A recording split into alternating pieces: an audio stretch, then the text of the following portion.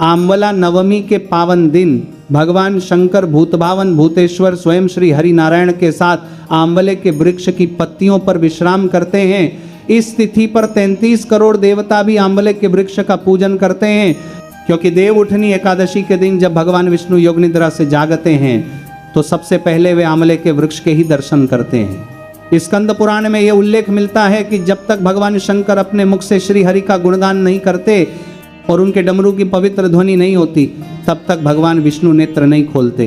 कहा गया है कि जो साधक आंवला नवमी की सायंकाल आंवले के नीचे घी का दीपक जलाता है, उसके जीवन में माँ लक्ष्मी और समृद्धि का स्थायी वास होता है। माता लक्ष्मी स्वयं कहती हैं, जो भक्त इस दिन आंवले के नीचे दीपदान करेगा, मैं सदा उसके घर में निवास करूंगी। अतः इस दिन सायंकाल के समय आंवले के वृक्ष के नीचे दीपक अवश्य जलाएं और श्रद्धा से कनकधारा स्तोत्र का पाठ करें। यदि पाठ याद न हो तो मोबाइल पर सुन लें, इससे जीवन में सुख, धन और सौभाग्य की वृद्धि होती है। इस तिथि को अक्षय नवमी भी कहा जाता है, क्योंकि इस दिन किया गया हर पुण्य कर्म अक्षय फल प्रदान करता है। इसलिए इस दिन आंवले के वृक्ष की पूजा करें, उसकी छाया में बैठकर भोजन करें और अपने कुल परिवार की मंगल कामना करें।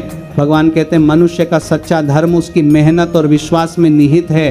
कोई भी पद, डिग्री या परीक्षा का परिणाम जीवन का भविष्य तय नहीं करता, बल्कि सच्ची लगन और निरंतर परिश्रम ही सफलता की असली कुंजी है। बहुत से लोग ऊंची ऊंची डिग्रियां लेकर भी निष्क्रिय रह जाते हैं, जबकि जो व्यक्ति कर्मशील होता है वही जीवन में आगे बढ़ता है। इंदौर के प्रसिद्ध व्यापारी सेठ शंभुदयाल राखड़ी वाले, जिन्होंने केवल 5वीं तक शिक्षा प्राप्त की थी, अपनी लगन, निष्ठा और ईमानदारी से अपार संपत्ति अर्जित की। वे अक्सर कहा करते थे, मैं रात बेचकर आगे बढ़ा, मेहनत नहीं मुझे ऊंचाइयां दी।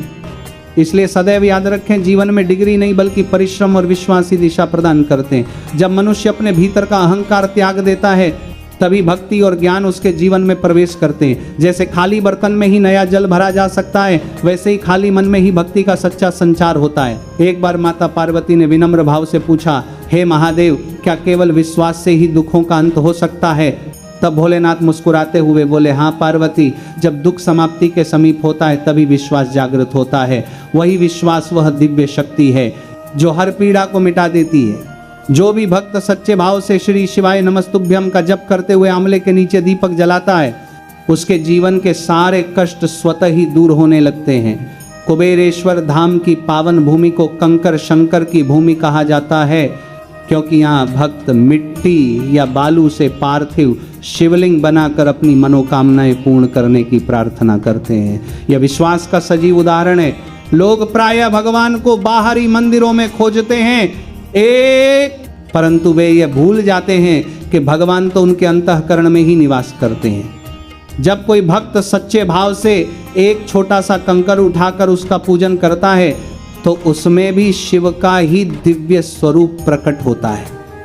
यही कारण है कि कुबेरेश्वर धाम विश्व का एकमात्र स्थान है जहां प्रत्येक कंकर को शंकर का रूप मानकर पूजा जाता है।